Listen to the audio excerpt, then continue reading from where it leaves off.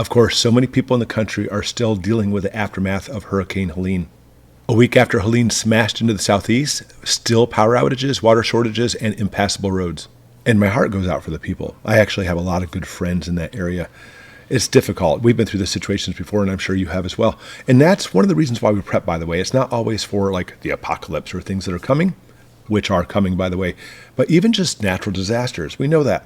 There's a couple shortages I want you to see from this hurricane that we are probably going to have to deal with, but there's actually a much more far-reaching effect that I need to show you. You have to see this. So stay through this video and stay to the end because this is something you've got to see. The first shortage, Hurricane Helene's devastation in North Carolina, could disrupt the world's semiconductor industry, and here's why. There's a quartz mine. Of course, they use quartz in making semiconductors, and it has been shut down because of all the rain. So is it going to impact us? Maybe, maybe not. And also, Baxter closes the largest IV solution factory, sparking fears of a shortage. Baxter International was forced to close its North Cove facility due to Hurricane Helene flooding. The facility is the largest U.S. producer of IV solutions and peritoneal dialysis solutions, sparking fears of a nationwide shortage. So, two things possibly affecting us. But that's why we prep. Honestly, good luck trying to find some IV solutions. I'm not saying it can't be done. But if that's the case, you really should practice on starting IVs because that is not a very easy task if you've never tried it before.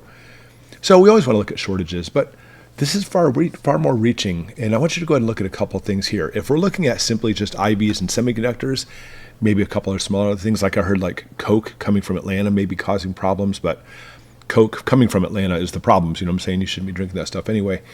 But there's actually more things that are happening across the country than just Coke, semiconductors, and IV solutions. Because you can see in this picture, this was actually put on our Goshen Prepping Facebook page. We are currently out of paper towel and toilet paper. Are we seeing another toilet paper shortage? I don't think the toilet paper specifically comes from that area. Or does it? Because this was also posted on our Goshen Prepping Facebook page. Angel Soft is produced in Georgia and Oklahoma. Quilted Northern in Georgia. So there you go. However, Scott, Pennsylvania, Charmin, Ohio and Pennsylvania, and Continental in Wisconsin and Tennessee. Well, Tennessee affected possibly. But this original picture, this is from Ohio, not the Southeast. But nevertheless, we're seeing shortages in those areas. Not across the country, but in some areas, just like we've seen in the past. Why is that? We can look at a few things. Number one, the company decided not to make so much. I doubt that's the case.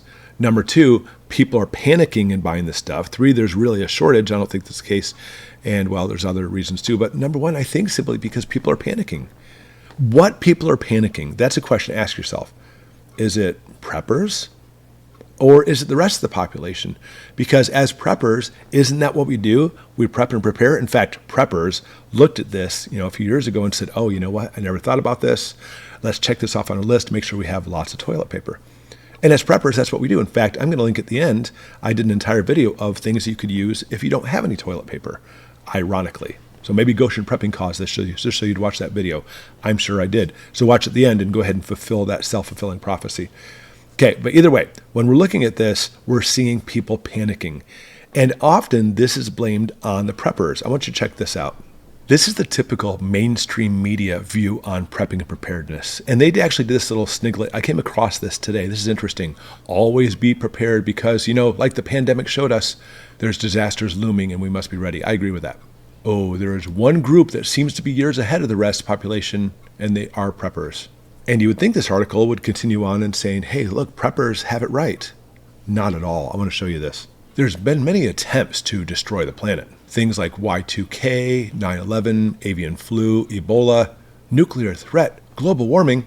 All of these have served to reinforce the idea that the advent of the end of the world, that whatever it may be, it continues to be delayed event after event. So in other words, we talk about all these things like Y2K and 9/11, all these things happened. They were going to destroy the world, but they never really destroyed the world, so why are we even bothering with this? It's amazing. I love how prepping articles start basically going after preppers. Let's continue. It does say preppers are good at organizing their stuff. For ordinary people, they have a weekly shopping list, yet preppers look at it for a shopping list for the apocalypse. And here we go. The whole premise of today's video, the recent example of shame. Moreover, everyone remembers that in the midst of the pandemic and with the world blocked and paralyzed, The obsession of millions of people around the planet was to buy toilet paper that, to this day, some have still not used up. Very interesting that the recent example of shame on a video about preppers. And it's toilet paper. And sure enough, we're seeing this again because right now, because of the Hurricane Helene going through, we're seeing in some places a shortage of toilet paper.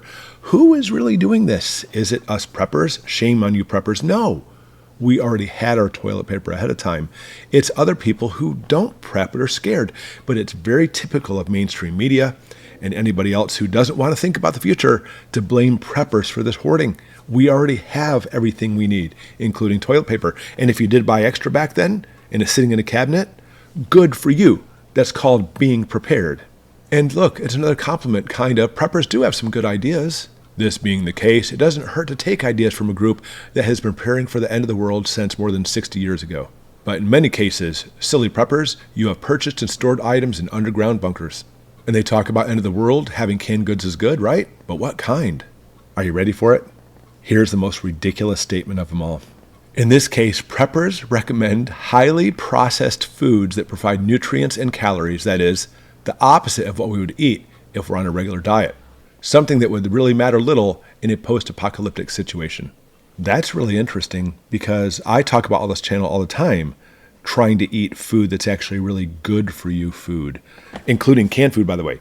Yeah, I mean, we do prep things like chili. Sure, why not? Maybe some beef stew, having some meals in a can that actually can be very quick. But I'm always talking about how we want to be able to prepare things from scratch, go back to the basics. But, this is the typical garbage that's painted on preppers, isn't it? When we see things that are real shortages like semiconductors, IV fluid, and maybe Coca-Cola, things that we could probably go without with, except for possibly the IV solution.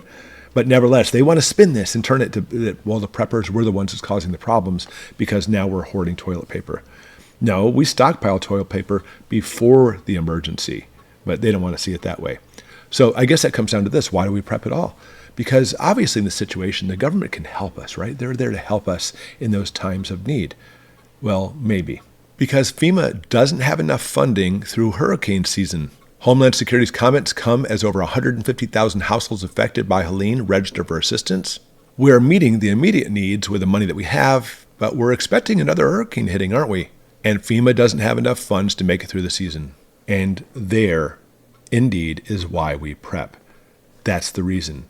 The toilet paper that's flying off the shelves now, I don't think it's going to be like it was a few years ago, but it's not us. It's not us preppers. We prep because as we see this hurricane hit, over 200 dead, and we're seeing shortages of specific things, we're trying to make it so it's less impactful. Think about it this way. If FEMA needs to go out, and there's 150,000 homes or people it needs to be able to visit and give assistance to, I bet you anything those homes are not preppers because we already prepped ahead of time and are ready. So guys, don't fall into the trap that the government and mainstream media wants to make it look like as preppers, we're the crazy ones. It's the ones who have not prepped for these situations that are causing the problems and will continue to cause these problems. Thanks for watching, everybody. We'll see you next time.